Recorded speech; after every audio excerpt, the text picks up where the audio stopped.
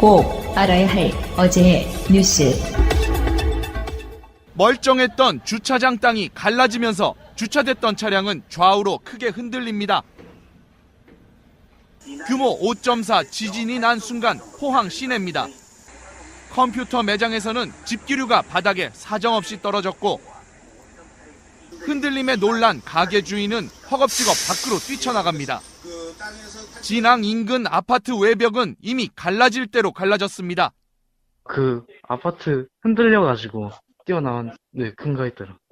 지금 짐 싸놓고 나가려고 대기 중이에요. 불안해서. 네. 인근 초등학교 학생들은 모두 운동장으로 뛰쳐나왔습니다. 오늘 포항 시내는 말 그대로 아수라장이었습니다. 지진은 다른 지역에서도 강하게 감지됐습니다. 그 지진 났을 때부터 통화가 안 돼가지고 불안해 죽는 줄 알았어요, 진짜. 네, 경주 지진보다 더 큰 것 같아요. 포항에서 약 235km 떨어진 전북 군산의 한 가정집입니다. 어항물이 흘러넘칠 것 같이 크게 흔들렸고 서울에서도 일부 가정에서는 흔들림을 느낄 수 있었습니다. 오늘 전국에서 신고된 지진 관련 피해 신고는 오후 5시 기준 총 7,810건이었습니다. 소방방재청은 현재까지 접수된 인명피해는 경상자 10명이라고 밝혔습니다. 특히 포항에서는 할머니가 무너져 내리는 담벼락에 깔려 골절상을 입고 병원에서 치료 중입니다. 하지만 여진 상황 등을 고려하면 오늘 밤 늦게까지 피해 상황을 집계해야 합니다. 서울 노원구의 한 아파트 단지입니다. 아파트 외벽과 하늘을 찍고 있던 휴대폰 카메라 영상이 심하게 떨립니다. 포항에서 일어난 지진으로 서울까지 진동이 전해진 겁니다. 123층으로 국내 최고층 건물인 서울 잠실 롯데월드타워에서도 흔들림이 감지됐고 서울 광화문과 서대문구 등 도심 일대에서도 지진이 느껴졌습니다. 블라인드 혼자 흔들리고 있길래 뭐지 이러고 갔는데 바닥도 이렇게 흔들리는 거예요. 상이랑 같이. 꽃병을 비추는 CCTV가 위아래로 덜컥거리고 어항 속물이 좌우로 크게 흔들리기도 했습니다. 인천과 경기도 평택 등 수도권에서도 갑작스런 흔들림에 놀란 시민들의 제보가 이어졌습니다.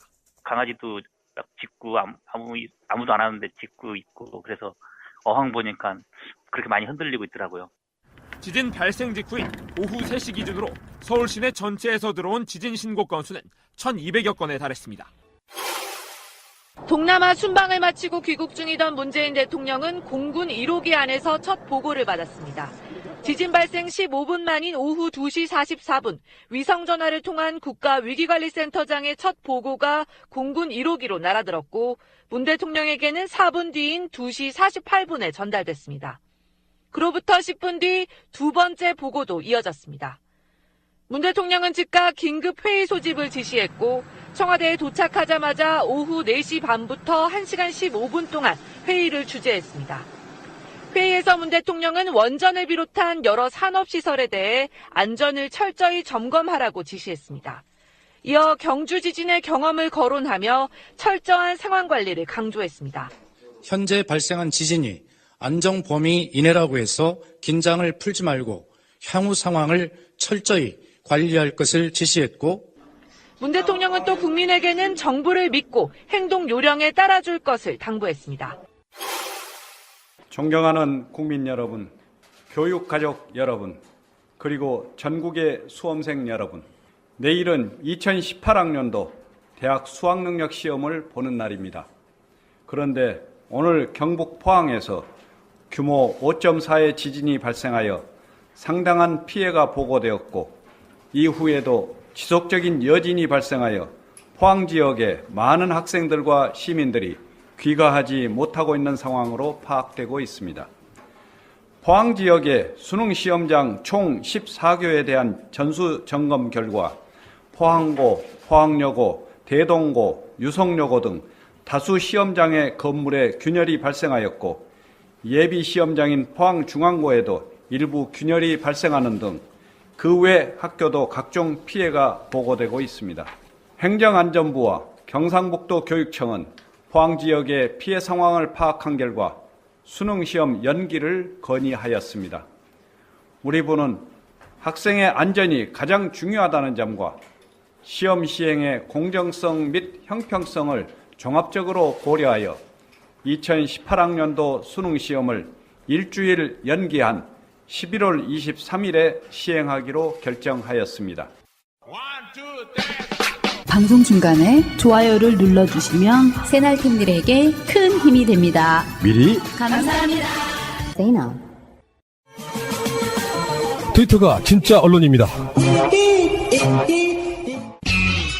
그 지진도 일어났고요. 문재인 대통령도 귀국했고 여러 가지 이슈가 많은 날인데 지진 이야기는 다음에 비해서 말씀드리도록 하겠습니다. 일단 여러분들 달력 이야기부터 좀 하겠습니다. 새날 달력에 있어서 이제 많은 분들이 그 보내주시는 궁금증이랄까 의견 중에 하나가 사진 안 넣으면 안 되냐 이거거든요.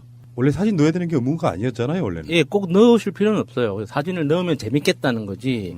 사진을 안 넣으면 주문을 할 수 없다, 뭐 이런 건 아니에요. 그렇게 생각하시는 분들이 많더라고요. 네. 나는 달력은 갖고 싶긴 한데 내 사진 넣는 건 부담스러워. 이런 거. 그냥 펀딩에 참여하셔도 되고요. 아니면 본인이 넣고 싶은 그림이나 사진을 보내주셔도 되고요. 꼭 본인이 얼굴이 아니어도 돼요. 자기 꼬맹이도 괜찮고. 네. 예.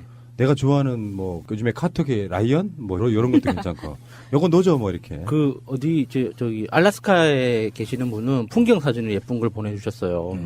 그런 식으로 활용할 수 있고요. 꼭 사진을 넣지 않아도 된다는 말씀을 네. 드려보고.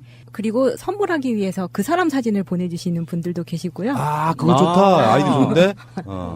네. 그리고 저희가 이제 출력을 맡기다 보니까 펀딩도 함께 일주일 정도 더 연장을 해서 진행을 하는 게 더 좋겠다 싶어서. 사실 연말 연시에는 달력만큼 좋은 선물이 없다 보니까 이 인쇄업계 자체가 이제 전쟁이에요. 경기가 안 좋아지면서 십수년째 은행에서 달력 구하기가 엄청 힘들어가지고요. 네. 원래 이제 주거래 은행을 가면은 요맘때쯤 해가지고 이제 달력 구하러 그렇죠. 가요. 예, 예. 언제부턴가 달력이 없어. 맞아요. 만들어. 금융기관은 만들어요. 예. 만드는데 어떻게 알고 오셨는지들 어르신들이 다 가져가서 우리 같은 사람들은 구할 방법이 없는 거예요.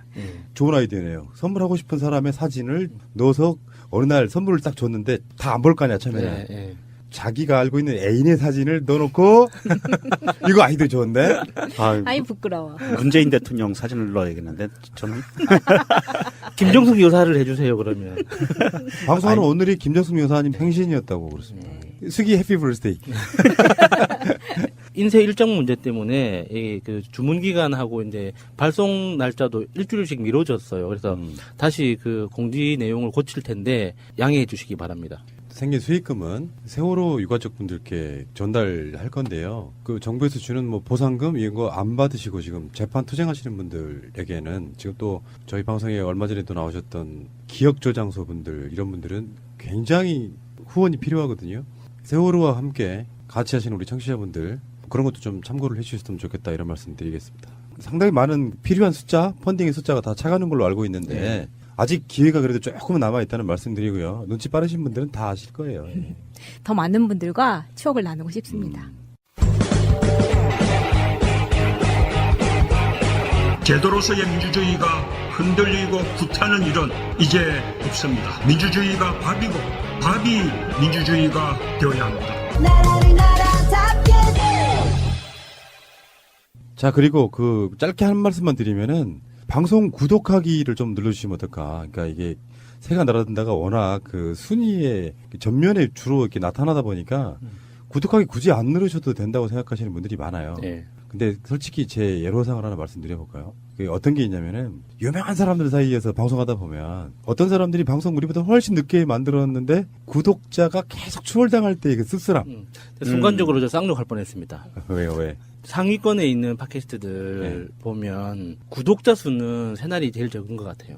그러니까 그거는 어떤 의미냐면은 그 비의식일 수도 있는데 저는 그렇게 좋게 보고 싶어요. 전면에 항상 있다 보니까 굳이 구독하기 안 눌러도 된다 이런 것도 있는데 구독하기가 주는 의미는 뭐냐면은 구독을 하게 되면 방송이 올라갔다 어떤 방송이 올라갔다는 그걸 이름하여 푸시 알림이라고 해요. 푸시 알림으로 방송을 알려주기도 하고 구독자가 주는 여러 가지 굉장히 많은 효과가 있는데요. 팟빵에 들어오셔가지고 새가 날아든다에 들어오셔가지고 새가 날아든다를 누르고 들어와요. 들어오면 트위터 매거진 새가 날아든다 그 바로 밑에 구독이라고 누를 수 있게 돼 있는 항목이 있거든요. 네. 그것만 눌러주시면 돼요. 그러면 구독하기가 되는 거고 정말 유명하신 분들이 방송 만들잖아요. 그러면 한 3달 정도 지나면 우리를 앞질러요. 추월 당할 때 느끼는 씁쓸함이 구독하기가 상당히 정체가 되어 있다는 거 그런 말씀 꼭 한번 드려보고 싶고요. 구독자 수를 제외하고는요. 저희들이 지금까지 방송 전체에 대한 좋아요 숫자라든지 다음에 댓글 숫자라든지 뭐 여러분들도 아시겠지만 에피소드 숫자는 3개의 기록을 갖고 있습니다. 매일매일 써나가고 있죠. 그런 여러 가지 측면들이 있기 때문에 여러분들이 구독하기만 조금 보완을 해주시면 완벽한 방송이 아닐까. 알겠습니다. 여기까지. 자, 이번 에피소드의 제목부터 먼저 할게요. 고민 안 해요. 이건 고민 안 했어요. MB 왔냐? 대원도에서 와가지고 유난히 춥겠네. MB가 떠나니까 이란이 지진이 났다가 MB가 들어오니까 우리나라가 지진이 오, 그러네. 연병. 이 쥐새끼가 지진을 오고 다니네. 현직 전직이 대한민국에 들어온 날이기도 해요. 음지에 사악한 기운을 가진 마교 교주. 네, 마귀가 슬그머니 기어 들어오기도 했고 달에 영험한 빛을 가진 정의맹맹주. 문프가 이 땅에 입고 간 날이기도 해요. 그러니까 이제 이런 거지. 이명박이 지진의 기운을 몰고 와서 우리 문 대통령이 그것을 이제 잡으러 온 거예요. 우리 무협지 하나 써도 되겠는데요. 네. 그런데 이명박 들어온다고 하니까 이제 굉장히 많은 기자들이 나갔을 거 아니에요. 기자들이 이제 밥값하고 있죠. 이명박 따라다니면서 이제 질문하는 거. 이틀 동안 욕 진짜 직살나게 처먹었죠. 네. 질문하지 말한다고 진짜 질문을 안 해. 아, 그니까. 네. 프레시 터트리지 말란다고 프레시 안 터트려. 언제부터 이렇게 착했지 우리나라 기자들이?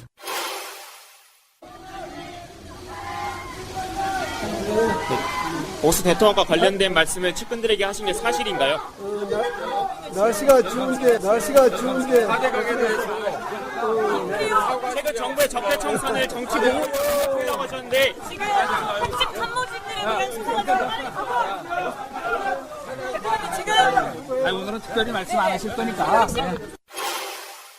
그래서 지금 그 돌고 있던 소문에 대한 질문이 먼저 가요. 이명박이 보수가 대통합해야 된다 뭐 이런 식의 이야기를 했었다고 해요. 얼마 전에 어떤 모임 같은 거 할 때. 그래서 이제 그것들이 홍준표 까라 뭐 자유한국당에 다시 뭐 합쳐지는 그 분위기로 가고 있다. 뭐 그런 식의 그러니까 보수가 통합해야 나를 지켜줄 수 있다. 이런 이야기도 했다고 하고 그런 질문도 했고요. 또 하나는 적폐청산에 대해서 추가로 입장을 낼 생각이냐 이렇게 묻기도 했어요. 근데 그런 예민한 질문들은 싹 무시한 채 딱 그 사람 성격이 있잖아요. 이렇게. 불리한 질문을 하면은 뉴스타파 기자들이나 누가 가서 이렇게 이명박한테 마이크 들이대고 묻잖아요. 그러면 피하는 방법이 이런 사람은 꼭 이런 식인 거지.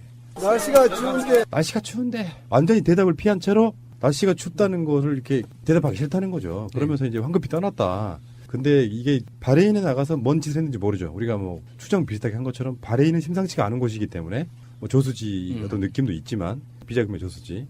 그런데 그건 그거고 이제부터가 이제 시작인 거죠. 그러니까 이명박 자체가 할 수 있는 반격의 시작. 그러니까 이걸 게임 스포츠로 본다면 반격이겠고 다른 의미에서 보면 이제 뭐 진짜 모략이 시작되는 바로 그 시기가 이제 한국에 들어와서겠죠. 그리고 다시 말씀드리지만 이명박은 어떤 절대 마왕 이런 지존 이런 건 아니에요. 권력을 어차피 잃은 대상 입장에서는 옛날 권력에 기대서 전직 대통령이라는 허명과 또는 뭐 이따가 그 이야기가 나오겠습니다만 그들이 정권을 갖고 있을 때 혹시나 갖고 있을 수 있는 비밀스러운 정보 이런 것들로 버틸 수는 있죠. 어느 정도는. 근데 이런 사람들 자체도 권력 앞에 현직이 아닌 전직으로서는 불안감을 느낄 수밖에 없죠. 그래서 지금도 이명박 들어오면서 2박 3일 정도의 시간 동안 뭔가가 또 상황이 바뀌고 있잖아요. 네. 그러면 제대로 내놓고 대들어 보겠다, 한번 싸워보겠다 하면 분명히 짧게라도 자기 입장을 냈을 거예요. 근데 그 이야기를 안 하고 들어가는 부분은 뭐랄까 이 파장을 저는 바레인에서 느꼈다고 보거든요. 요즘은 다 글로벌 시대라서. 그리고 바레인에서 불안하니까 계속해서 페이스북에 글을 올렸겠죠.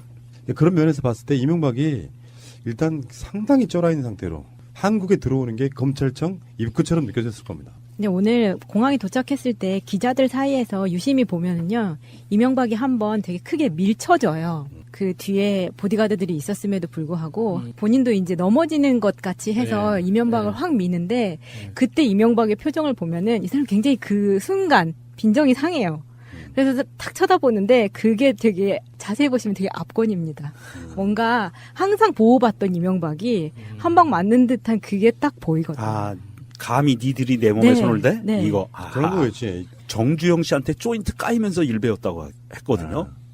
그 정도 까이면서 정경이 뭐 시퍼렇게 멍들면서 일을 배웠었는데 미리 침정도 당했다고 뭐 그렇게 빈정이 상하거나. 사람은 항상 어떤 상황에 놓이고 자기가 쪼인다는 거를 느끼기 시작하면은 화들짝 놀랄 수밖에 없어요. 그러니까 항상 긴장해 있고 쫄아 있다는 것 자체가 그런 식으로 전 표현된다고 보거든요. 엄청나게 좋아. 한국에 들어오니까 막 우리 이니 대통령처럼 막 환영 인파가 나와 있고 좀 밀쳐주면 어때? 행복한 비명이지. 근데 잔뜩 쫄아 있는 입장에서 그런 식으로 자기를 홀대한다고 느끼면은 굉장히 짜증이 나죠. 나 전직이야 임마 이런 느낌 아니야 지금. 지금 그리고 바레인에서도 고위공직자들 대상으로 강연을 한 거거든요. 근데 거기에서 너무 뻔뻔하게 거짓말을 되게 많이 하고 왔어요. 또 자기는 어렸을 때 굉장히 힘들게 공부를 했고 컸기 때문에 그때 모았던 그리고 지금의 나의 재산을 모두 장학재단에 모두 출연했습니다. 이렇게 얘기를 하고 왔어요. 예라이 자기 빚을 장학재단으로 출연했잖아. 아니, 그러니까 다스가 누구 건지 확실히 이게 대답만 하면 되는데 왜 그 뻘소리를 하고 다니는지 몰라요. 이 사위 환원하신 분이잖아. 사위 환원.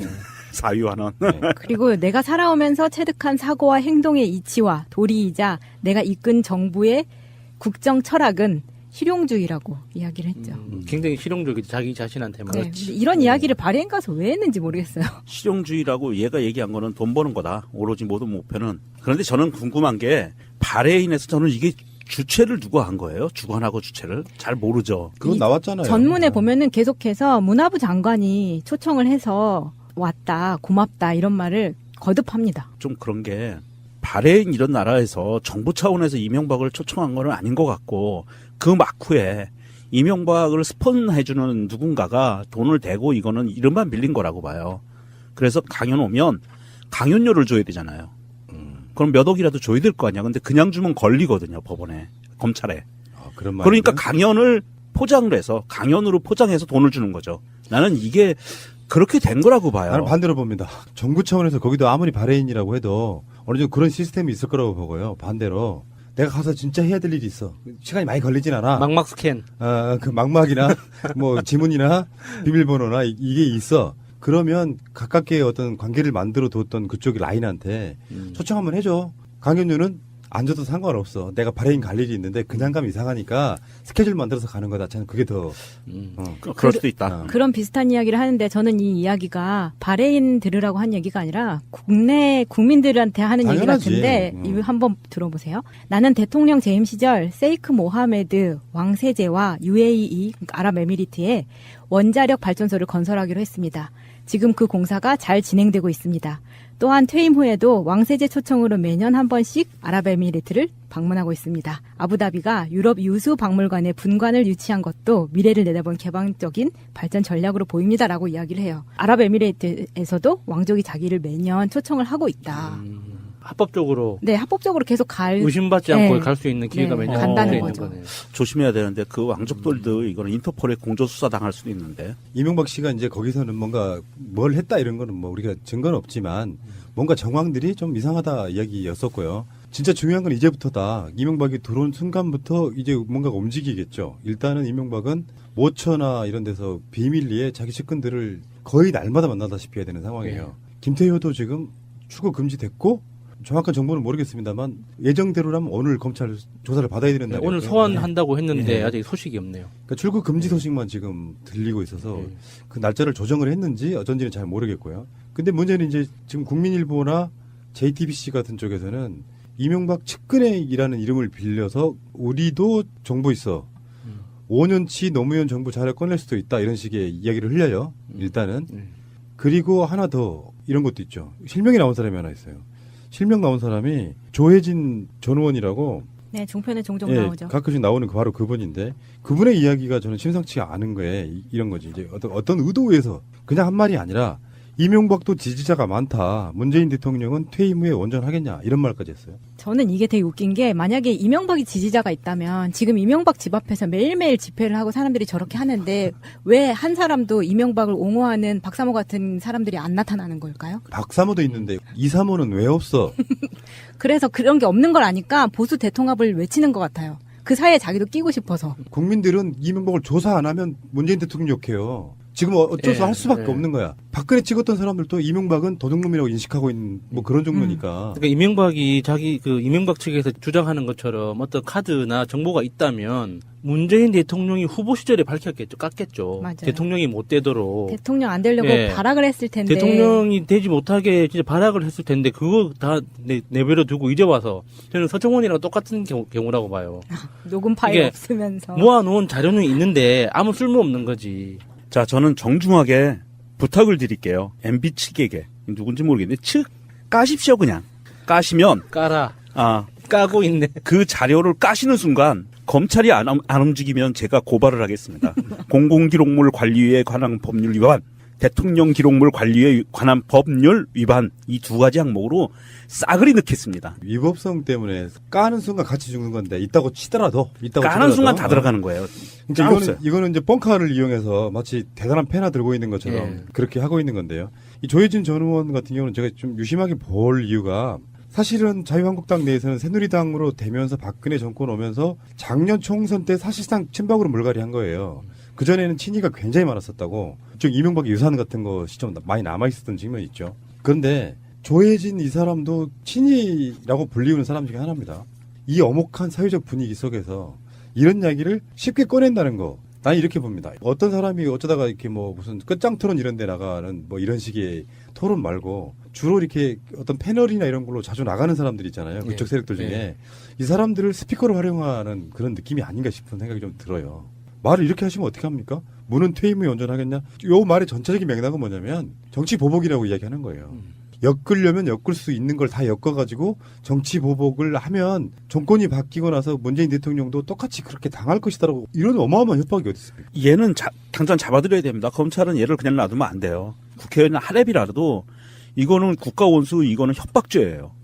협박죄로 넣어야 되고 문재인 대통령이 지금 민주정부 3기에서 서로 대통령이 임기 끝날 때 어마어마한 비리 스캔들에 걸렸어. 그러면 법대로 처벌을 받는 거예요.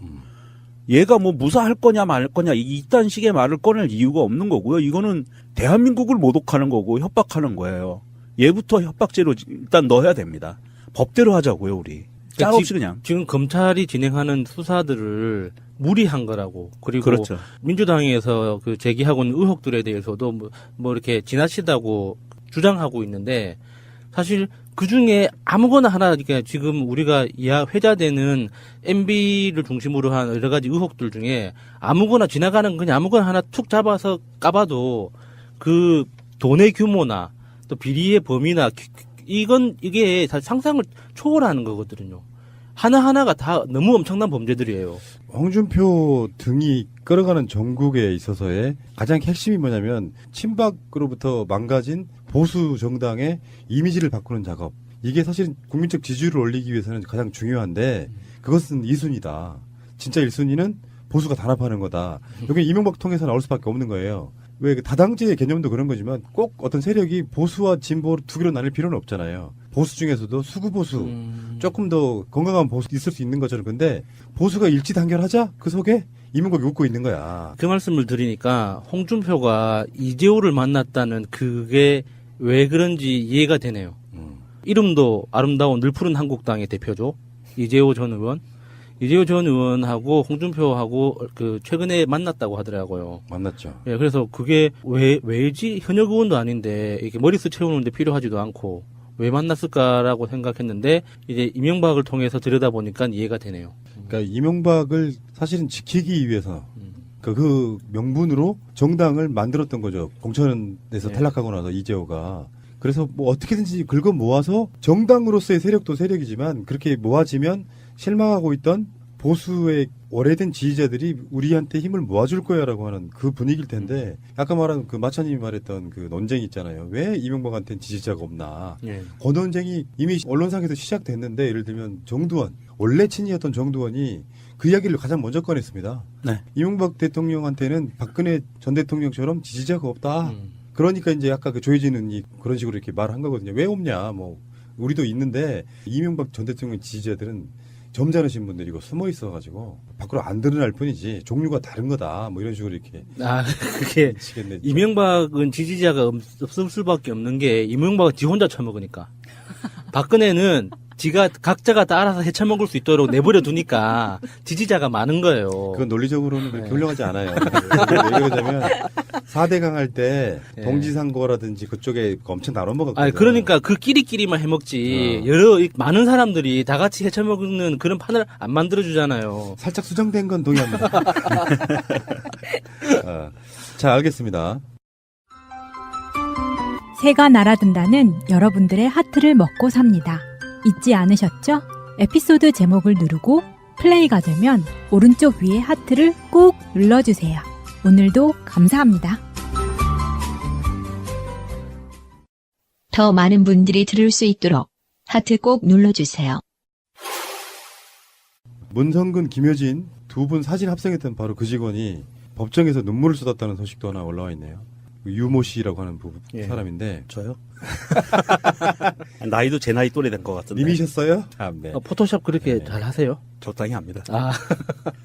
이게 사실 이게 아주 말단에 속하는 건데, 이게 이 사람 유모 씨, 그 위에 민병주, 그 위에 원세훈, 그 위에 이명박 이렇게 올라가는 게 있잖아요. 그거보다 더 궁금한 사람이 가이드를 줬다는 심리학자. 맞죠. 이 사람이 왜 안 나와 진짜. 그 사람이 누군지 정말 궁금하지 않습니까? 그 사람도 처벌받아야 되는데. 이 사람의 최후 진술을 한번 보겠습니다. 불륜 관계가 아니라 조롱하기 위한 사진이었다. 당시 정부의 비판적인 연예인들을 비판하기 위해 부적절한 이미지를 만들라고 지시를 받았다. 상부의 부적절한 지시를 적극적으로 거부하거나 차단하지 못하고 실행함으로써 사회적으로 큰 무리를 야기하고 피해자들에게 큰 상처를 준 점에 대해 다시 한번 사죄 말씀드린다. 저 개인적으로는 30년 공직 생활이 한순간에 무너져 참담한 마음이다. 저한테 지난 국정원 30년이 국가에 충성한 삶이었다면 앞으로는 봉사하는 삶을 살도록 노력하겠다. 얘 아직 덜 후회하고 덜 반성하는 거예요. 지난 30년간이 국가에 충성한 게 아니에요. 지난 20년간은 국가에 충성했지만 10년간은 정권에 충성한 거예요. 얘 아직도 덜 정신 차렸어요. 공무원들도 불법적인 걸 사실 하고 싶어 하지는 않을 거라고 봐요. 그걸 적극적으로 거부하느냐 시행하느냐의 차이가 있겠지. 근데 이명박은 자기 정권 유지를 위해서 또는 자기의 개인의 욕심, 사리사욕을 위해서 공무원들이 이렇게 한 이 사람의 인생을 망가뜨려 놓은 거거든요. 예를 들어서 생각해 보세요. 국정원 다니는 직원이었어. 그래서 아름아름 가족과 친척들한테는 굉장히 좋은 직장에 다니는 자랑스러운 아빠였을 거란 말이야. 이 사람이 고작 한다는 게 야한 합성사진 만드는 작업을 했단 말이에요. 부끄럽잖아요. 이 사람은 지금 국정원 생활하다가 사실은 결말이 일배가 돼버린 거거든. 이런 면에서 이명박이 쳐 죽이려면 말을 하고 싶은 거예요. 뭐 최근에 북한군도 이렇게 내려오는 사건도 있었지만 전방에서 싸우다가 부상을 당한다거나 목숨을 잃으면 명예라도 남잖아요. 군인들. 고작 한다는 게 사이버사 군인들하고 국정원 직원들이라는 게 이런 짓거리 하다가 재판받게 만드는 이 이명박은 법으로 단죄를 못하면은 저는 천벌받아 죽을 거라고 봅니다. 문성근, 김효진 씨가 받았던 마음의 상처 이건 뭐 당연한 거고 이런 식으로 국민들 흔히 말하면 이명박 입장에서 보면 개돼지들 다 망가뜨려 놓는 거예요. 불법성을 저지르는 그러면서 이 새끼는 법망을 이용해서 요리조리 빠져나가고 지금 아직까지는 바레인에서 들어왔어요. 앞으로 어떻게 될지 모르겠지만 이명박 우리 방송도 그렇게 합시다. 이명박 앞으로 구속돼서 최종 대법원에서 종신형에 해당하는 형이 나올 때까지 주 타겟은 이명박으로 저는 했으면 좋겠어요. 이명박 지키겠다고 지금 자유한국당이 일부가 좀 움직이고 있지만 전체적으로는 시큰둥한 분위기. 자, 근데 이명박 아들 이시영 이야기를 좀 할게요. 그때 김무성 사위 마약 사건이 있어가지고 거기에 제3의 인물 뭐 이렇게 누구누구 있었다 그러고 SNS에 보면은 김무성 사위하고 이명박 아들하고 같이 올리는 뭐 이런 거 사진도 나오고 그러잖아요. 근데 그것에 대해서 추정 60분 KBS 그리고 고영태, 박헌영 이런 사람들이 그 이야기를 했어요. 이명박 아들도 뭐 그래서 이 사람이 모발과 소변을 검사를 했대요. 음성으로 나왔지.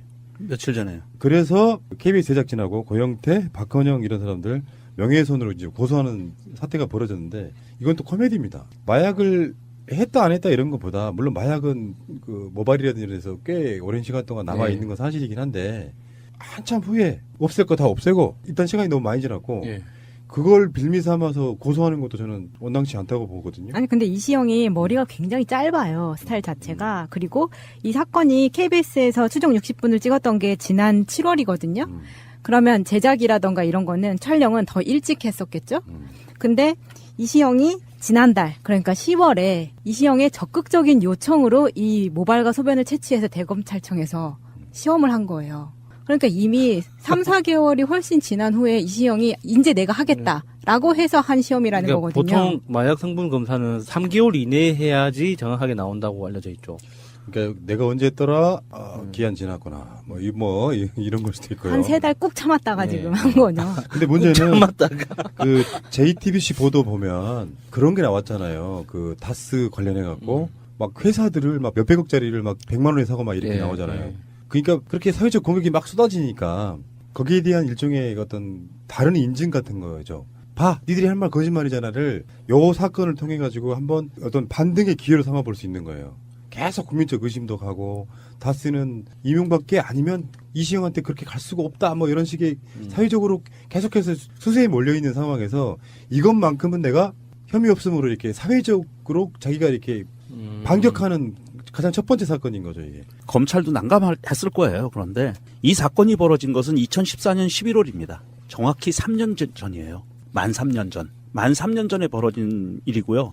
사람들의 평균 모발이 머리카락이 자라는 속도가 월 1.3cm 정도 자라요. 그러면 36개월 동안 자랐으면 단발머리가 되거든요. 잘랐겠죠. 그리고 머리카락에 모발에 이 마약 성분이 포함이 되는 건 맞는데요. 그게 그냥 스며드는 게 아니고 나무의 나이테처럼 만들어져요. 매일매일 자라는 속도가 있잖아요. 거기에 오늘 마약했어라고 그리고 고기 찍히고 내일 안 하면 내일은 안 찍혀요. 이렇게 쭉 그리고 순서대로. 제가 알고 있기에 모발에 안 나타나는 마약도 많다요. 그런데 이게 왜 1년 넘게 기다렸는지 추론을 해보면 음모 때문에 그럴 수도 있어요. 음모? 예, 음모는 자라는 속도가 굉장히 느리잖아요.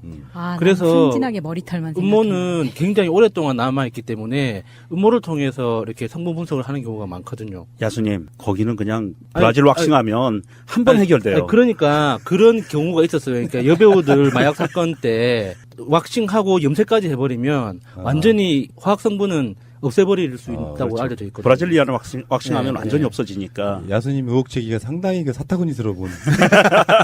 어쨌건 이게 이시영이 마약을 안 했다는 증명은 좀 사실상 힘들다 이렇게 보는 게 맞을 것 같고 왜 이 시점에서 요 느낌이 좀 훨씬 더 강해요. 그러니까 그때 하지.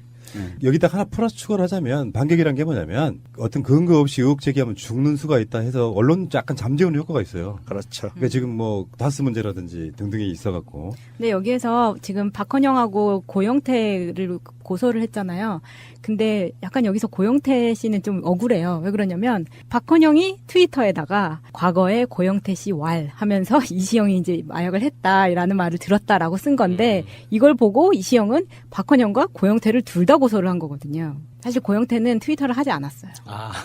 박헌영 말은 고영태가 그렇게 얘기했다라고 들었다. 네, 들었다. 그럼 고영태 씨는 거의 무죄 나오겠는데? 나 그런 적 없다 그러면은 뭐 그거는 끝나는 거고. 그래서 지금 이 이시영의 최근 이 마약의 결과에 대해서 음성이 나왔다는 거를 발표된 후에 박헌영이 다시 트위터에다 이렇게 씁니다. 벤 존슨도 검사에서 금메달 다시 주자고 하지 왜. 날카로운데? 왜 이제 와서? 그건 뻔하죠. 언론들 입 조심해라. 다 고소 건다. 이제 이런 허위사실 유포하지 마라. 이런 식의 협박이라고 보고. 이명박이 자기 자신을 조사하려고 하는 문재인 정부 검찰에 협박하는 거랑 똑같은 맥락이라고 봐요. 근데 이명박이 들어오고 나서 노회찬 의원의 그 발언이 좀 재밌어서 소개를 좀 해드리면 그 누수공장에 나와가지고 신빈님 우리 발음을 다 이상하게 만들어놨어 지금. MB 마음은 서초동 포트라인에 예행 연습하는 듯 이렇게 이야기했습니다. 그럴 거예요. 바짝 긴장해서 이명박이 포토라인에 서도 더 이상 다른 얘기 할 게 있겠습니까? 요거 그대로 하겠죠. 뭐. 그러니까 어쨌거나 지금 상황은 진술은 한 번은 해야 돼요. 이게 한 번으로 끝날지 이게 긴급 체포까지 이어질지는 우리가 알 수 없지만 어쨌거나 한 번은 진술을 해줘야 되는 상황에 그 진술이 포토라인에 서서 검찰청사에 출두해서 하느냐 아니면 서면으로 하느냐 어느 형식을 취하든 한 번은 해야죠. 출두해야죠. 난 답답한 게 이제 사람들이 이렇게 이야기하는 경우도 있어요. 그러니까 지금은 댓글 부분이잖아요. 사이버사 증편 뭐 댓글 이런 건데 사실은 그걸로 처벌을 법적으로 얼마까지 할 수 있을까? 근데 진짜 중요한 건 오히려 사자방이잖아. 사자방도 그렇고 이제 그 저수지라고 이게 우리가 알려져 있는 비자금 이게 사자방 연관이 있기 때문에 어디서 난 돈인데 사자방에서 나온 돈인데. 그러니까 이게 검찰이 법의 칼을 휘두르는 것도 좋은데 저는 이 지금쯤 되면 국세청이 전면에 나서야 되지 않나. 사실 이명박을 우리가 단죄를 하든 최순실도 단죄를 하든 법적으로 이 사람들의 불법 행위를 정확하게 가려내면 뭐 징역 얼마 안 돼요. 근데 이 사람들이 징역을 무서워할까요? 정말 무서워하는 거는 자기의 재산이 훼손되는 걸 더 무서워할 거란 말이죠. 그러면은 특별법을 만들어서라도 정말 국세청이 해외 재산까지 정말 적극적으로 추적할 수 있는 권한을 줘서 재산을 반으로 쪼개든 4분의 1로 쪼개버리든 엄청나게 타격을 줄 가능성이라도 제기를 하면 이 사람들이 순순해질 거란 말이에요. 저는 그 삼성 그 상속 문제도 그렇게 보고 있거든요. 그 사람들이 법 자체를 이렇게 농락하고 그 우습게 보고 위반한 것도 분명히 있지만 그거에 의해서 처벌받는 것보다 상속세 정확하게 매기고 이 그 실명제법 위반한 거 정확하게 과태료 매겨서 절반 이상 50% 이상 과태료 때려버리면 한 번에 그냥 현금으로 뭐 2조 원씩 3조 원씩 뭐 8조 원씩 내야 되는데 그런 공격을 하는 게 훨씬 더 효과적이란 말이죠. 사회 전체적으로도 부의 분배 효과 면에서 훨씬 더 그 좋은 거고. 그래서 저는 이명박 같은 경우도 좀 이제는 국세청이 전면에 나서야 할 때가 아닌가. 저는 조금 다르게 생각을 해요. 국세청은 맨 나중에 나서야 된다. 왜냐하면 이명박이가 저렇게 활개를 치고 다니고 아무 말이나 막 뱉어내게 하는 상태에서는 너무 그 방어막들이 견고해요. 그리고 실제로 연루되어 있는 인사들도 많고 국내외를 불문하고 저는 그래서 지금 검찰이 수사 방향을 제대로 잡아가고 있다라고 저는 보는 게 이 국기문란 사건, 댓글 사건 이거로부터 시작해서 무엇이든 일단 집어넣어야 돼요. 얘를 사회화 차단을 시켜야 돼요. 그리고 차단을 시켜놓고 사자방은 그 다음에 문재인 대통령 뭐 본인이 수사하는 건 아니지만 언론에게 언론의 역할을 주는 것은 공정언론이잖아요. 검찰한테도 준법 검찰인 거거든요. 네. 그러니까 위법성이 발견되는 문제인데 지금 김관진까지 대통령 지시 뭐 있었다 이렇게 이야기를 했단 말이에요. 그러면 이명박이 검찰에 나가든 서면이든 간에 할 수 있는 말은 내가 시켰다 아니 시킨 적 없다 그런 식의 yes or no를 일단 해줘야 되는 건데 그렇죠. 예. 그래서 이제 비플랜으로 그걸 하고 있는 거잖아요. 예를 들어서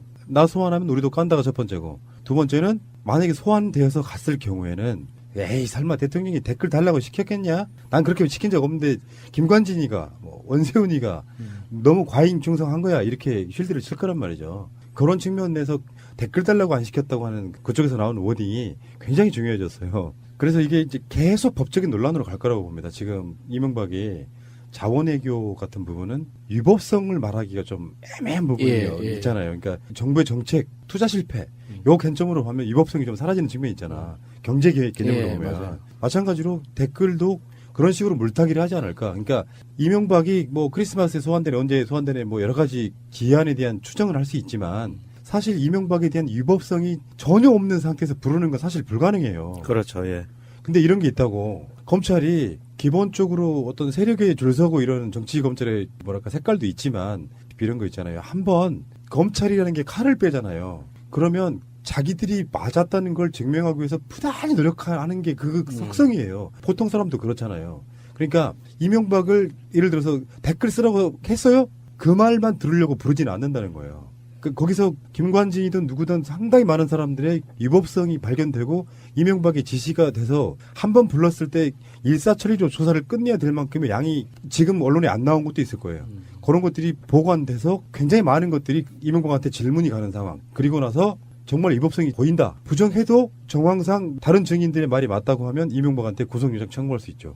근데 그 시간까지 굉장히 오랜 시간이 걸릴 거다라고 보는 겁니다. 지금 김관진 들어가졌고 김태효 곧 들어가고 이동관 곧 들어가잖아요. 일단은 이렇게만 해서 이 사람들이 자기들 살려고 어떤 식의 이야기를 하게 되면 나중에는 이명박도 결국은 부르는데 언제가 될지는 우리가 생각하는 것보다는 훨씬 뒤일 가능성이 높아요. MB 크리스마스 이야기는 아닐 수도 있다는 말씀드리는 거예요. 그런데 MB가 명확하게 자기 입으로 지시를 했나 안 했나 자체는 사실 저는 중요하지 않다고 봐요. 이게 MB가 있었던 직책의 특징상 그 부하들 사이에서 이루어지는 업무에 대해서 인지했냐 몰랐냐가 더 중요한 거거든요.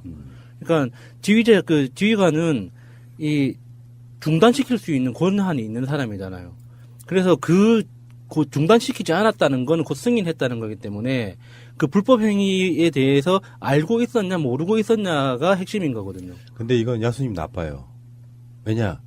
적들에게 팁을 줘버렸네? 알았는데 모른 척했다는 훨씬 더 낮은 형량을 받을 그 가능성이 높잖아요. 그 자체가 책임 범죄의 공범이라고 하나? 하는 그로서 이렇게 인정되는 거기 때문에 똑같은 거죠. 그러니까 이 사람들은 지금 그게 모든 게 다 정부의 정책 방향이었다 쪽으로 몰고 갈 거예요. 거기에는 항상 논란이 있잖아요. 이런 부분은 정책이냐 사실은 사기냐. 근데 정책적인 부분 정책에 실패했는데 어쩔 거야. 그렇게 되면 정상적인 정부가 정책을 못한다로 가버릴 수 있어요. 그러니까 그런 식의 논란이 되면 안 되는 거고 MB가 들어왔기 때문에 이제 그쪽에서 나오는 여러 가지 그 시그널들이 굉장히 긴장감 돋는 그런 전국이 이제 시작되지 않을까 이렇게 생각이 들고요. 대한민국 완전한 대한민국 문재인과 손잡고 다시 하는 우리 대한민국. 끊지 마세요. 끊지 마세요.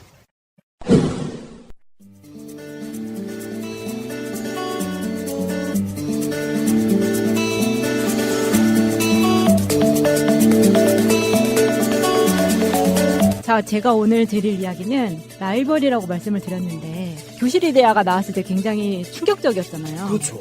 근데 왜 라이벌을 그 전까지는 강요를 했던 사회라고 생각이 들거든요.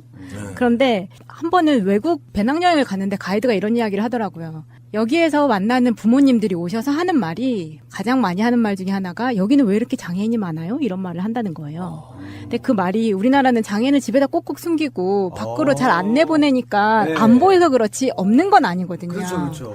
그래서 저는 이번에 이 주제를 들으면서 생각한 친구가 있어가지고 그 친구의 이야기부터 시작을 하려고 하는데 왜 라이벌을 강요를 하게 됐냐 이거는 내가 너보다 나으니까 너를 그러니까 장애인을 격리를 시켜야 하고 예를 들어서 장애인 학교도 이게 우리 동네에 못 짓게 하는 게 나를 위해서지 저 사람들의 학교를 위해서는 절대 아니었잖아요. 네, 그렇죠. 근데 이런 생각은 우리가 어렸을 때는 갖지 않았던 생각이에요.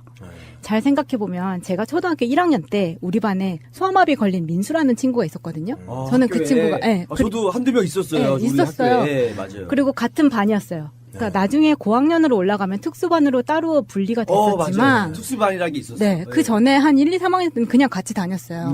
지금 생각해보면 그 친구가 몸은 불편했지만 걔가 싫다거나 불편하다거나 그런 느낌은 전혀 없었거든요.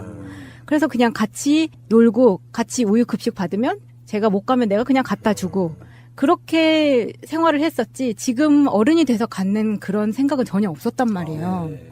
근데 제가 나중에 대학교를 졸업하고 나서 집에 내려갔을 때 엄마 차를 타고 지나가다가 그 친구가 지나가는 걸 봤어요. 그 민수라는 친구가 20년 만에 본 거였는데 뒷모습을 걸어가는 것만 봐도 딱 보고 엄마 쟤 민수 아니야? 이랬어요. 그랬더니 엄마는 사우나에서 종종 민수 엄마를 만났기 때문에 좀 아시는 거예요. 그래서 야 민수 맞다 그래가지고 차를 세워가지고 제가 민수야 하고 불렀더니 얘도 딱 보는데 저를 그냥 한 번에 알아보는 거예요.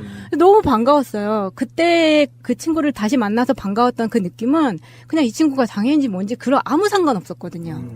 근데 지금 와서 생각을 해보면 그때 내가 초등학교를 졸업하고 나서 중학교에 올라갔을 때 나는 이전에 민수랑 아무런 그런 게 없었는데 중학교에 올라가서 선생님이 하는 말이 이제부터는 시험을 보면은 등수를 매길 거니까 니네가 반에서 너의 라이벌을 하나 정해. 그래가지고 선생님이? 네.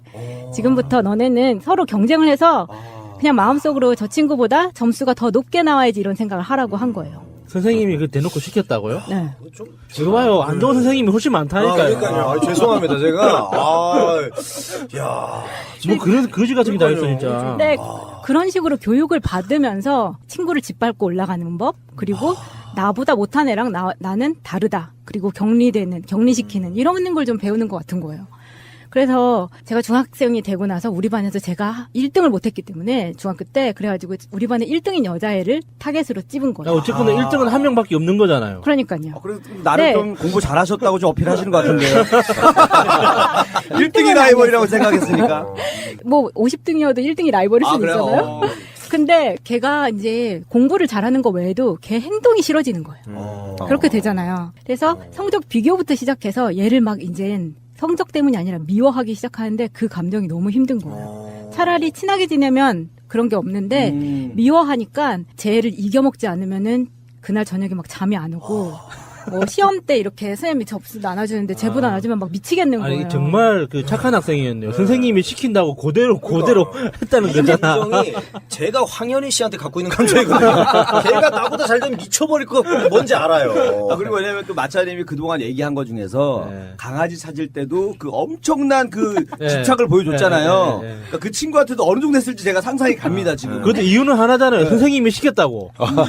아니 근데 그게 문제가 내가 성적을 올리기 위해서 노력을 차라리 그 힘을 노력을 했으면 좋은데 공부를 했으면 낫는데 걔를 미워하는데 에너지를 쓰는 거예요. 야, 그게 힘들어요. 그래서 제가 한 번은 기억나는 게 혼자 남아서 자습을 하다가 칠판이 되게 그때는 다 백목 쓰는 칠판에 처음부터 끝까지 걔 욕을 다 적었어요. 혼자 남아서.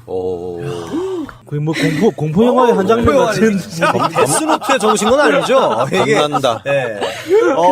제가 황현희 씨 욕을 카페에 적은 적은 있거든요. 카페에 얘는 정말 쓰레기 같은 놈이고 익명으로 했는데 뭐 누가 보면 어쩌려고 그렇게 적으셨어요. 근데 그걸 한 번 다 적고 나니까 그냥 제 마음이 풀리면서 아 그냥 얘를 별거 아닌데 내가 너무 신경 쓰는 건가 하면서 좀 정리가 되더라고요. 뭔가 이게 배설을 하고 나니까 내 화가 좀 나아진 것 같아요. 심리치료. 네, 심리치료 스스로 스스로 그 돌파구를 찾았던 것 같아요. 욕을 안 하실 분 같은데 어떤 표현을 쓰셨나요? 뭐 강아지 들어가고 숫자 들어가고 뭐 그런 거 다 섞어서 쓰신 거죠? 네, 그렇죠. 네. 정말 한가득 적었었어요. 그걸 지금처럼 카메라가 있었으면 찍어놨으면 정말 대박이었을 텐데. 아니, 그렇게 욕 표현이 많나요? 칠판에 다 적을 만큼? 꽉찰 만큼. 뭐 계속 반복하기도 하고. 반복하기도 하고. 근데 그 후에 제가 말씀드렸다시피 학교를 대충 다녔기 때문에 대기업을 못 썼다 그랬잖아요. 대기업을 못 쓰고 이제 그때 말했던 신이 숨겨둔 회사, 그 회사를 들어갔을 때 일인데. 네. 근데 그 친구는 이제 그러고서 끝나고. 그러고 내 마음이 됐어요. 됐고. 근데 그때. 힐링이 됐군요. 넘어갔죠. 네, 왜냐면. 쓰고 나서. 네, 그렇게 라이벌을 정리를 했는데. 중간에 그럼 이 얘기를 할게요. 그 라이벌을 정리를 하고 나니까 그냥 그 에너지를 나한테 집중을 할 수 있고 이게 얼마나 안 좋은 건지를 알았잖아요. 그 다음부터는 내가 누구랑 경쟁하기가 싫은 거예요. 그러다 보니까 나중에 대학교 다닐 때도 애들 막 옆에서 레포트 열심히 쓰잖아요. 그러면 얘보다 더 좋은 점수 맞아야지 이런 생각을 하기 싫어지니까 안 하게 되더라고. 학교 공부를 잘 안 했다라는 거를 좀 약간 좀 합리화시키는 자기 정당화하는 것 멋있게 같은데요. 표현을 하시네요. 나 공부 못했어요. 이렇게 하는 얘기를 멋있게 또 라이벌로 생각하고 싶지 않아서 안 했어요로 지금 굉장히 김일희 씨도 그 유재석 씨를 라이벌로 생각하기 싫어서 이 자리에 이렇게 머물러 있는 거거든요. 네, 개그맨으로서 발전을 해야 되는데. 아니 근데 그 학교 다닐 땐 내가 듣고 싶은 과목만 듣다 보니까 예를 들어서 장문을 제가 제일 좋아했었거든요. 과 애들이 장문을 되게 힘들어하니까. 장문 그때 그 칠판에 욕 쓰면서 많이 넣으신 거 아니에요? 근데 장문은 제가 친구들 레포트를 많이 써줬어요. 네, 써준 애들은 다 A뿔 맞았어요. 사회학과라고 하셨죠. 그렇게 사회를 보셨네요. 후회하고 있지만 아무튼 그땐 그랬어요. 그래서 사실은 그 중학교 때 그런 사건 이후로 제가 웬만하면 경쟁을 안 하려고 이제 그렇게 된 건데 나중에 회사 들어와서 그러니까 학교까지 다 졸업하고 나서 회사 들어오면은 그런 게 없을 줄 알았거든요. 근데 그 신이 숨겨놨다는 그 회사에 들어갔더니 저는 정상적으로 이력서 쓰고 해가지고 제 힘으로 들어간 건데 들어갔더니 우리 팀이 여자가 많은 팀이었는데 그 팀 안에 뭐 아버지가 한미연합사령관이고 뭐 무슨 삼성의 우리가 제1 커스터머의 딱 그 해당 부서장이 아버지이고 막 이런 거예요. 그러니까 그 부모님들이 좀 빵빵한 친구들이 많이 들어왔네요. 네, 그러니까 저처럼 공채 뭐 이런 게 아니라 막 그렇게 들어온 사람들도 있었고 막 이런 거예요. 적폐네. 좋았습니다. 시기적절했습니다. 적폐.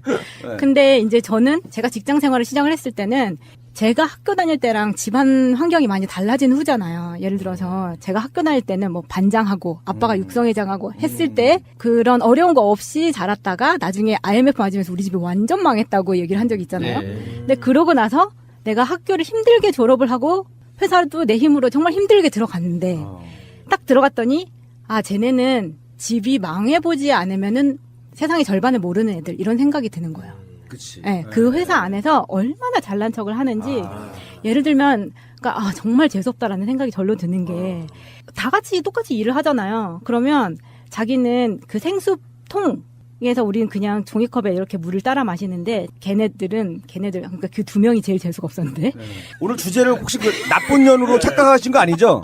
라이벌입니다. 착각하신 것 같아요. 뒷담화. 그 500ml짜리 생수통 네, 있잖아요. 네. 자기는 그거를 박스로 시켜가지고 책상 밑에 놔두고 그거를 마시는 거예요. 그러니까 진짜 좀 자기는 그 대형 생수통이 지저분하다 이거. 싫다. 나는 또 섞이는 게 싫다. 뭐 그런 에비안 같은 거 시켜가지고. 네, 그래서 진짜 어처구니가 없네만 이제 그랬던 거죠. 마차님은 그냥 그 정수기물 드셨었죠? 저는 아무렇지도 않으니까.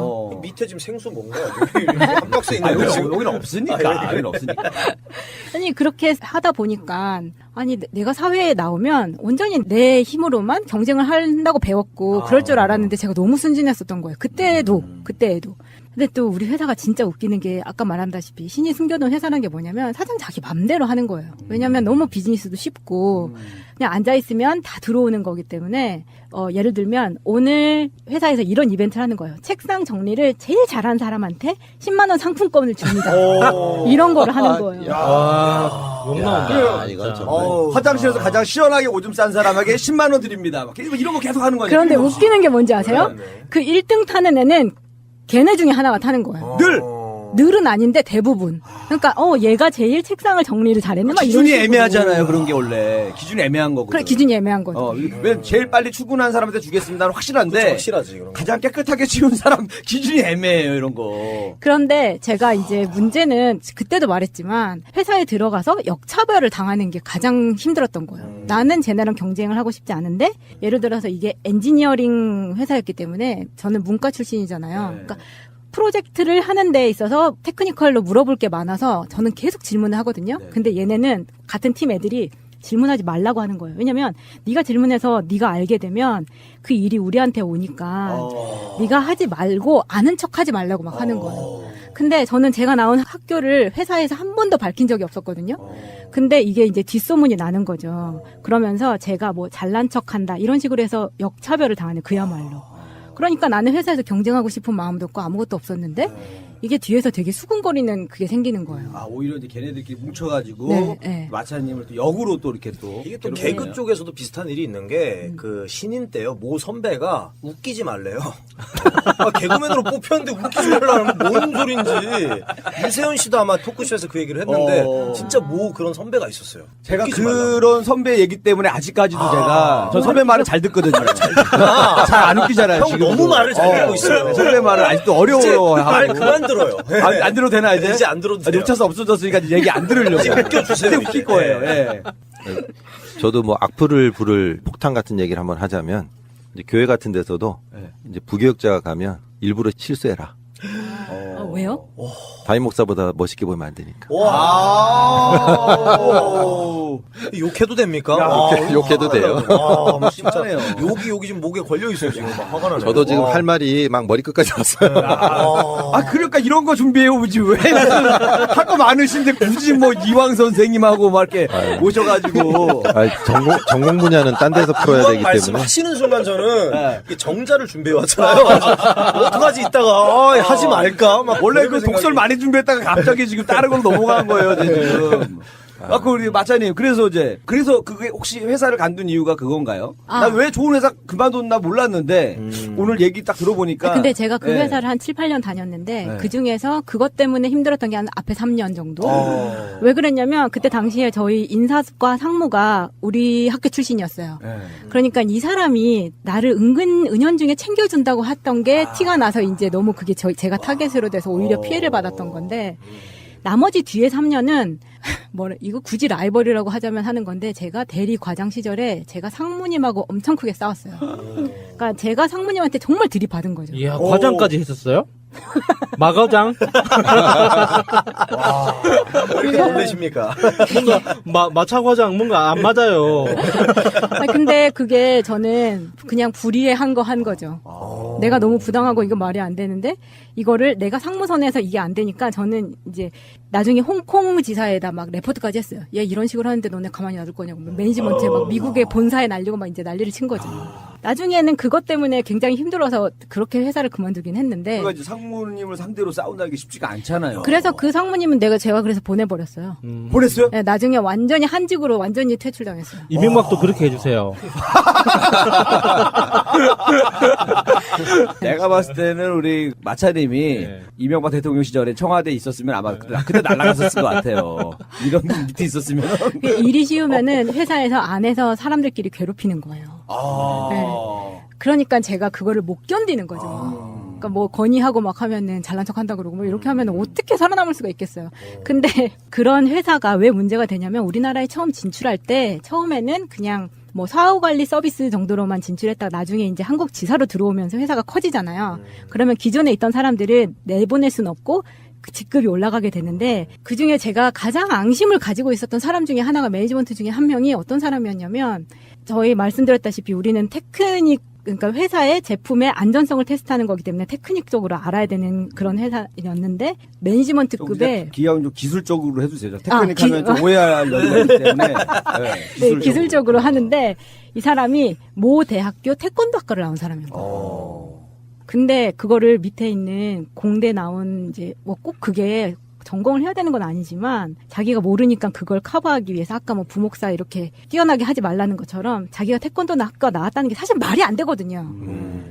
그렇죠. 객관적으로는 말이 안 되죠. 그렇죠. 기술적으로 레포트를 보고 이거를 검사해서 합격이다 아니다를 해야 되는 사람이 태권도 학과를 나왔다는 게 말이 되냐고요. 관리자인데. 네. 그래서 저는 그거에 대해서 끊임없이 의문을 제기했어요.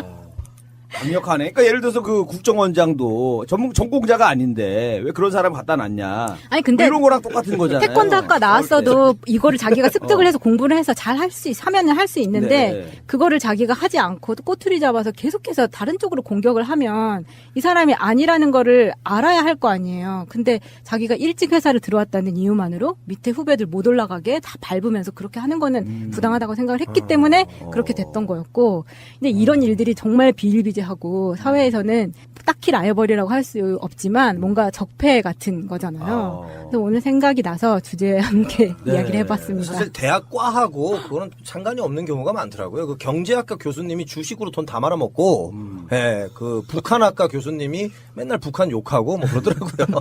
예. 그 태권도 학과 그분 약간 좀 옹호하는 것 같은데요. 지금. 어떻게 너 갑자기 마찬이 라이벌 되면 피곤해진다 너. 조심해라. 아, 태권도 제가 파란띠하다 그만뒀어요. 그 제가 다녔던 데가 밤띠까지 만들어가지고 돈 많이 벌려고. 아 계속 띠를 계속 업그레이드하는 거야? 중간에 많이 만들어가지고 밤띠는 또 처음 들었거든요. 그래서 네, 옹호한 건 아니고. 그분도 이제 또 다른 태권도정하고 라이벌 의식을 갖고 네. 차별화를 하신 거네요. 그랬던 것 같습니다. 자 우리 마차님 얘기 잘 들었습니다.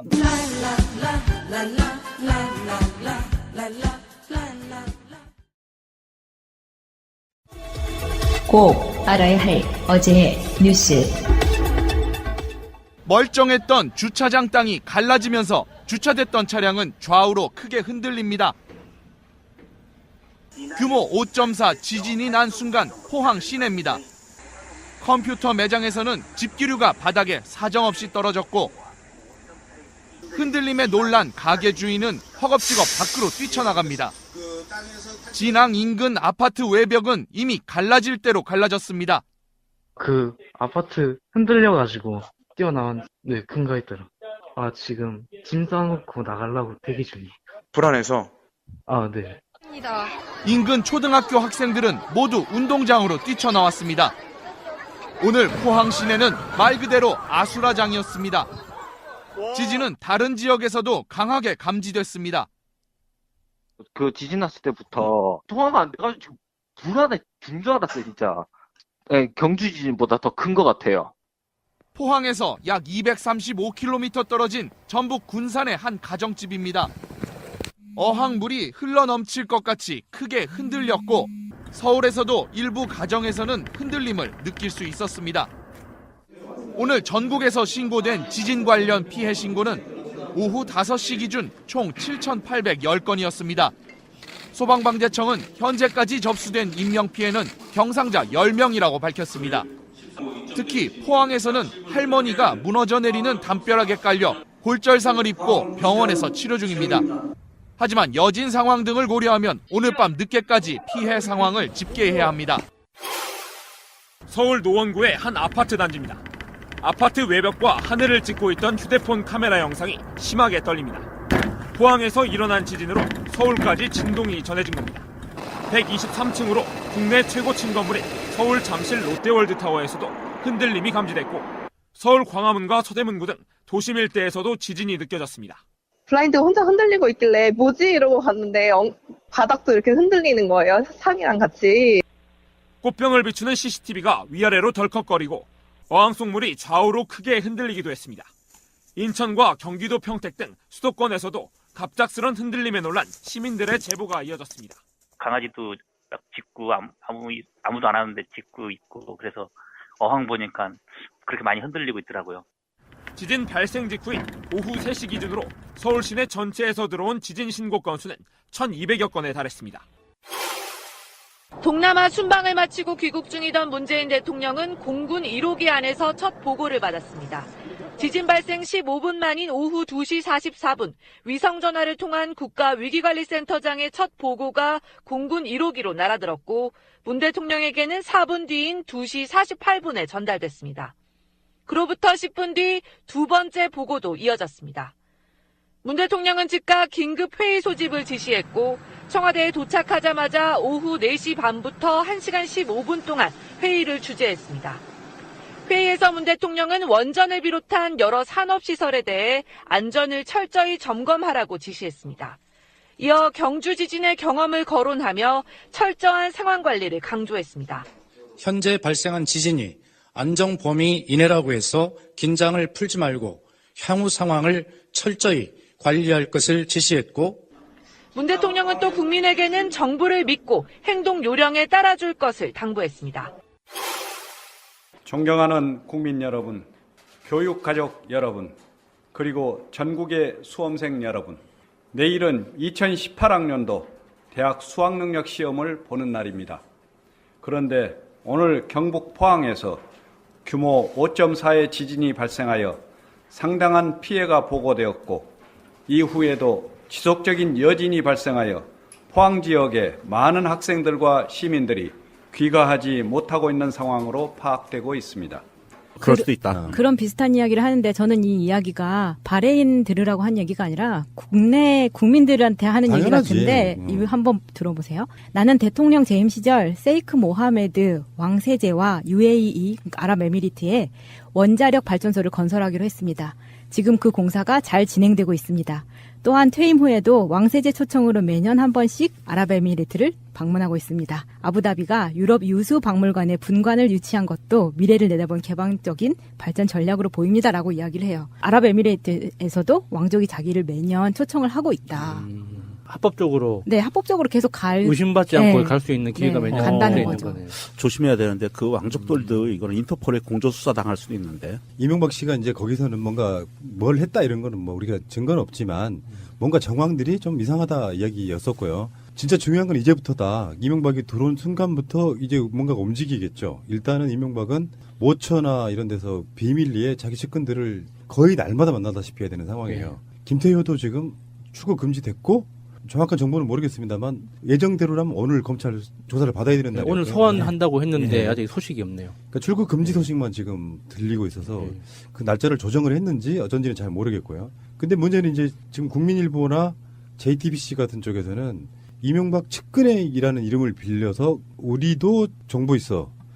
5년치 노무현 정부 자료 꺼낼 수도 있다 이런 식의 이야기를 흘려요. 일단은. 그리고 하나 더 이런 것도 있죠. 실명이 나온 사람이 하나 있어요. 실명 나온 사람이 조혜진 전 의원이라고. 네, 종편에 종종 나오죠. 가끔씩 나오는 바로 그분인데 그분의 이야기가 저는 심상치가 않은 거예요. 이런 거지. 이제 어떤 의도에서 그냥 한 말이 아니라 이명박도 지지자가 많다. 문재인 대통령은 퇴임 후에 원전하겠냐 이런 말까지 했어요. 저는 이게 되게 웃긴 게 만약에 이명박이 지지자가 있다면 지금 이명박 집 앞에서 매일매일 집회를 하고 사람들이 저렇게 하는데 왜 한 사람도 이명박을 옹호하는 박사모 같은 사람들이 안 나타나는 걸까요? 박사모도 있는데 이사모는 왜 없어? 그래서 그런 게 없는 걸 아니까 보수 대통합을 외치는 것 같아요. 그 사이에 자기도 끼고 싶어서. 국민들은 이명박을 조사 안 하면 문재인 대통령 욕해요. 지금 어쩔 수 할 수밖에 없는 거야. 박근혜 찍었던 사람들도 이명박은 도둑놈이라고 인식하고 있는 뭐 그런 정도니까. 그러니까 이명박이 이명박 측에서 주장하는 것처럼 어떤 카드나 정보가 있다면 문재인 대통령이 후보 시절에 밝혔겠죠, 깠겠죠. 맞아요. 대통령이 못 되도록. 대통령 안 되려고 발악을 했을 텐데. 대통령이 되지 못하게 진짜 발악을 했을 텐데 그거 다 내버려 두고 이제 와서 저는 서청원이랑 똑같은 경우라고 봐요. 녹음 파일 없으면서. 모아놓은 자료는 있는데 아무 쓸모 없는 거지. 자, 저는 정중하게 부탁을 드릴게요. MB 측에게 누군지 모르겠는데 까십시오 그냥. 까시면 까라. 아 까고 있네. 그 자료를 까시는 순간 검찰이 안 움직이면 제가 고발을 하겠습니다. 공공기록물 관리에 관한 법률 위반, 대통령 기록물 관리에 관한 법률 위반 이 두 가지 항목으로 싸그리 넣겠습니다. 위법성 때문에 까는 순간 같이 죽는 건데 있다고 치더라도 까는 순간 다 들어가는 거예요. 그러니까 이거는 이제 뻥카를 이용해서 마치 대단한 펜을 들고 있는 것처럼 그렇게 하고 있는 건데요. 이 조혜진 전 의원 같은 경우는 제가 좀 유심하게 볼 이유가 사실은 자유한국당 내에서는 새누리당으로 되면서 박근혜 정권 오면서 작년 총선 때 사실상 친박으로 물갈이 한 거예요. 그전에는 친이가 굉장히 많았었다고. 즉 이명박의 유산 같은 것이 좀 많이 남아있었던 측면이 있죠. 그런데 조혜진 이 사람도 친이라고 불리우는 사람 중에 하나입니다. 이 엄혹한 사회적 분위기 속에서 이런 이야기를 쉽게 꺼낸다는 거. 난 이렇게 봅니다. 어떤 사람이 어쩌다가 이렇게 뭐 무슨 끝장 토론 이런 데 나가는 뭐 이런 식의 토론 말고 주로 이렇게 어떤 패널이나 이런 걸로 자주 나가는 사람들 있잖아요. 그쪽 세력들 중에. 이 사람들을 스피커로 활용하는 그런 느낌이 아닌가 싶은 생각이 좀 들어요. 말을 이렇게 하시면 어떻게 합니까? 문은 퇴임 후에 온전하겠냐? 요 말의 전체적인 맥락은 뭐냐면 정치 보복이라고 이야기하는 거예요. 엮으려면 엮을 수 있는 걸 다 엮어가지고 정치 보복을 하면 정권이 바뀌고 나서 문재인 대통령도 똑같이 그렇게 당할 것이다라고 이런 어마어마한 협박이 어디 있습니까? 얘는 당장 잡아들여야 됩니다. 검찰은 얘를 그냥 놔두면 안 돼요. 국회의원 하랩이라도. 근데 그런데 그건 그거고 이제부터가 이제 시작인 거죠. 그러니까 이명박 자체가 할 수 있는 반격의 시작. 그러니까 이걸 게임 스포츠로 본다면 반격이겠고 다른 의미에서 보면 이제 뭐 진짜 모략이 시작되는 바로 그 시기가 이제 한국에 들어와서겠죠. 그리고 다시 말씀드리지만 이명박은 어떤 절대 마왕 이런 지존 이런 건 아니에요. 권력을 어차피 잃은 대상 입장에서는 옛날 권력에 기대서 전직 대통령이라는 허명과 또는 뭐 이따가 그 이야기가 나오겠습니다만 그들이 정권을 갖고 있을 때 혹시나 갖고 있을 수 있는 비밀스러운 정보 이런 것들로 버틸 수는 있죠. 어느 정도는. 근데 이런 사람들 자체도 권력 앞에 현직이 아닌 전직으로서는 불안감을 느낄 수밖에 없죠. 그래서 지금도 이명박 들어오면서 2박 3일 정도의 시간 동안 뭔가가 또 상황이 바뀌고 있잖아요. 그러면 제대로 내놓고 대들어 보겠다, 한번 싸워보겠다 하면 분명히 짧게라도 자기 입장을 냈을 거예요. 근데 그 이야기를 안 하고 들어가는 부분은 뭐랄까 이 파장을 저는 바레인에서 느꼈다고 보거든요. 요즘은 다 글로벌 시대라서. 그리고 바레인에서 불안하니까 계속해서 페이스북에 글을 올렸겠죠.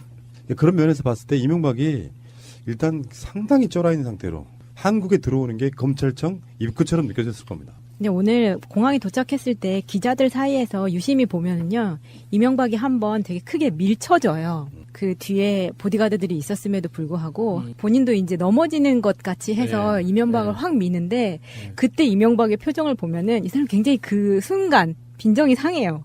그래서 탁 쳐다보는데 그게 되게 자세히 보시면 되게 압권입니다.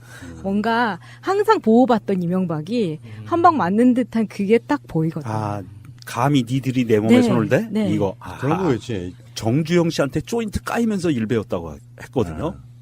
그 정도 까이면서 정경이 시퍼렇게 멍들면서 일을 배웠었는데 미리 침정도 당했다고 뭐 그렇게 빈정이 상하거나. 사람은 항상 어떤 상황에 놓이고 자기가 쪼인다는 거를 느끼기 시작하면은 화들짝 놀랄 수밖에 없어요. 그러니까 항상 긴장해 있고 쫄아 있다는 것 자체가 그런 식으로 표현된다고 보거든요. 엄청나게 좋아. 한국에 들어오니까 막 우리 이니 대통령처럼 막 환영 인파가 나와 있고 좀 밀쳐주면 어때? 행복한 비명이지. 근데 잔뜩 쫄아 있는 입장에서 그런 식으로 자기를 홀대한다고 느끼면은 굉장히 짜증이 나죠. 나 전직이야 임마 이런 느낌 아니야 지금. 지금 그리고 바레인에서도 고위공직자들 대상으로 강연을 한 거거든요. 근데 거기에서 너무 뻔뻔하게 거짓말을 되게 많이 하고 왔어요. 또 자기는 어렸을 때 굉장히 힘들게 공부를 했고 컸기 때문에 그때 모았던 그리고 지금의 나의 재산을 모두 장학재단에 모두 출연했습니다. 이렇게 얘기를 하고 왔어요. 예라이 자기 빚을 장학재단으로 출연했잖아. 아니, 그러니까 다스가 누구 건지 확실히 이게 대답만 하면 되는데 왜 그 뻘소리를 하고 다니는지 몰라요. 이 사위 환원하신 분이잖아. 사위 환원. 사위환원. 그리고 내가 살아오면서 체득한 사고와 행동의 이치와 도리이자 내가 이끈 정부의 국정 철학은 실용주의라고 이야기를 했죠. 굉장히 실용적이지 자기 자신한테만. 네, 근데 이런 이야기를 바레인 가서 왜 했는지 모르겠어요. 실용주의라고 얘가 얘기한 거는 돈 버는 거다. 오로지 모든 목표는. 그런데 저는 궁금한 게 바레인에서 저는 이게 주체를 누가 한 거예요? 주관하고 주체를? 잘 모르죠. 그건 나왔잖아요. 전문에 보면은 계속해서 문화부 장관이 초청을 해서 왔다, 고맙다 이런 말을 거듭합니다. 좀 그런 게 바레인 이런 나라에서 정부 차원에서 이명박을 초청한 건 아닌 것 같고 그 막후에 이명박을 스폰해주는 누군가가 돈을 대고 이거는 이름만 빌린 거라고 봐요. 그래서 강연 오면 강연료를 줘야 되잖아요. 그럼 몇 억이라도 줘야 될 거 아니야. 근데 그냥 주면 걸리거든요. 법원에, 검찰에. 그런 말이구나. 그러니까 강연을 포장을 해서 강연으로 포장해서 돈을 주는 거죠. 나는 이게 그렇게 된 거라고 봐요. 나는 반대로 봅니다. 정부 차원에서 거기도 아무리 바레인이라고 해도 어느 정도 그런 시스템이 있을 거라고 보고요. 반대로 내가 가서 진짜 해야 될 일이 있어. 시간이 많이 걸리진 않아. 막막 스캔. 그 막막이나 뭐 지문이나 비밀번호나 이게 있어. 그러면 가깝게 어떤 관계를 만들어 뒀던 그쪽 라인한테 초청 한번 해줘. 강연료는 안 줘도 상관없어. 내가 바레인 갈 일이 있는데 그냥 가면 이상하니까 스케줄 만들어서 가는 거다. 저는 그게 더 짧게 한 말씀만 드리면은 방송 구독하기를 좀 눌러주시면 어떨까. 그러니까 이게 새가 날아든다가 워낙 그 순위에 전면에 주로 이렇게 나타나다 보니까 구독하기 굳이 안 누르셔도 된다고 생각하시는 분들이 많아요. 네. 근데 솔직히 제 예로상을 하나 말씀드려볼까요? 그게 어떤 게 있냐면은 유명한 사람들 사이에서 방송하다 보면 어떤 사람들이 방송 우리보다 훨씬 늦게 만들었는데 구독자가 계속 추월당할 때 그 씁쓸함. 순간적으로 저 쌍욕할 뻔했습니다. 왜요? 왜? 상위권에 있는 팟캐스트들 보면 구독자 수는 새날이 제일 적은 것 같아요. 그러니까 그거는 어떤 의미냐면은 그 비의식일 수도 있는데 저는 그렇게 좋게 보고 싶어요. 전면에 항상 있다 보니까 굳이 구독하기 안 눌러도 된다 이런 그렇죠. 것도 있는데 구독하기가 주는 의미는 뭐냐면은 구독을 하게 되면 방송이 올라갔다 어떤 방송이 올라갔다는 그걸 이름하여 푸시 알림이라고 해요. 푸시 알림으로 방송을 알려주기도 하고 구독자가 주는 여러 가지 굉장히 많은 효과가 있는데요. 팟빵에 들어오셔가지고 새가 날아든다에 들어오셔가지고 새가 날아든다를 누르고 들어와요. 들어오면 트위터 매거진 새가 날아든다 그 바로 밑에 구독이라고 누를 수 있게 돼 있는 항목이 있거든요. 네. 그것만 눌러주시면 돼요. 그러면 구독하기가 되는 거고 정말 유명하신 분들이 방송 만들잖아요. 그러면 한 3달 정도 지나면 우리를 앞질러요. 추월 당할 때 느끼는 씁쓸함이 구독하기가 상당히 정체가 돼 있다는 거 그런 말씀 꼭 한번 드려보고 싶고요. 구독자 수를 제외하고는요. 저희들이 지금까지 방송 전체에 대한 좋아요 숫자라든지 다음에 댓글 숫자라든지 뭐 여러분들 아시겠지만 에피소드 숫자는 3개의 기록을 갖고 있습니다. 매일매일 써나가고 있죠. 그런 여러 가지 측면들이 있기 때문에 여러분들이 구독하기만 조금 보완을 해주시면 완벽한 방송이 아닐까. 알겠습니다. 여기까지. 자, 이번 에피소드의 제목부터 먼저 할게요. 고민 안 해. 이건 고민 안 했어요. MB 왔냐? 대원도에서 와가지고 유난히 춥겠네. MB가 떠나니까 이란이 지진이 났다가 MB가 들어오니까 우리나라가 지진이 오, 그러네. 연병. 이 쥐새끼가 지진을 몰고 다니네. 현직 전직이 대한민국에 들어온 날이기도 해요. 음지에 사악한 기운을 가진 마교 교주. 네, 마귀가 슬그머니 기어 들어오기도 했고 달에 영험한 빛을 가진 정의맹 맹주. 문프가 이 땅에 입고 간 날이기도 해요. 그러니까 이제 이런 거지. 이명박이 지진의 기운을 몰고 와서 우리 문 대통령이 그것을 이제 잡으러 온 거예요. 그런 느낌. 우리 무협지 하나 써도 되겠는데요. 네. 그런데 이명박 들어온다고 하니까 이제 굉장히 많은 기자들이 나갔을 거 아니에요. 기자들이 이제 밥값하고 있죠. 이명박 따라다니면서 이제 질문하는 거. 이틀 동안 욕 진짜 직살나게 처먹었죠. 네. 질문하지 말한다고 진짜 질문을 안 해. 아, 그니까. 네. 프레시 터트리지 말란다고 프레시 안 터트려. 언제부터 이렇게 착했지 우리나라 기자들이?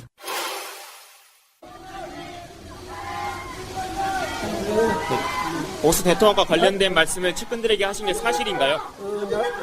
날씨가 추운데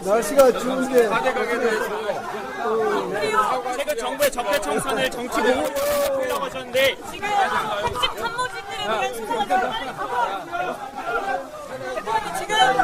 오늘은 특별히 말씀 안 하실 거니까.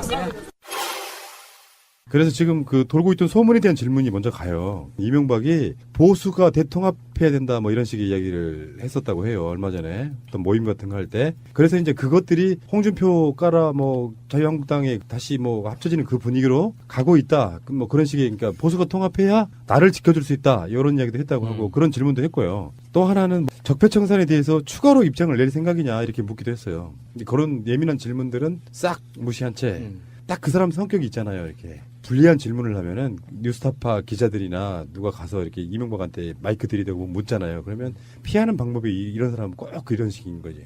날씨가 추운데 완전히 대답을 피한 채로 날씨가 춥다는 것을 이렇게 대답하기 싫다는 거죠. 그러면서 이제 황급히 떠났다. 근데 이게 바레인에 나가서 뭔 짓을 했는지 모르죠. 우리가 뭐 추정 비슷하게 한 것처럼 바레인은 심상치가 않은 곳이기 때문에 뭐 조수지 어떤 느낌도 있지만 비자금의 조수지.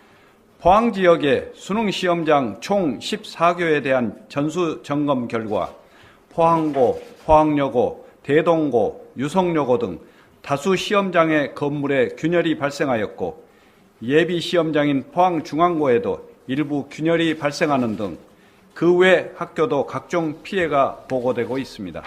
행정안전부와 경상북도 교육청은 포항 지역의 피해 상황을 파악한 결과 수능 시험 연기를 건의하였습니다. 우리 부는 학생의 안전이 가장 중요하다는 점과 시험 시행의 공정성 및 형평성을 종합적으로 고려하여 2018학년도 수능 시험을 일주일 연기한 11월 23일에 시행하기로 결정하였습니다. 방송 중간에 좋아요를 눌러주시면 새날팀들에게 큰 힘이 됩니다. 미리 감사합니다. 세이나. 트위터가 진짜 언론입니다.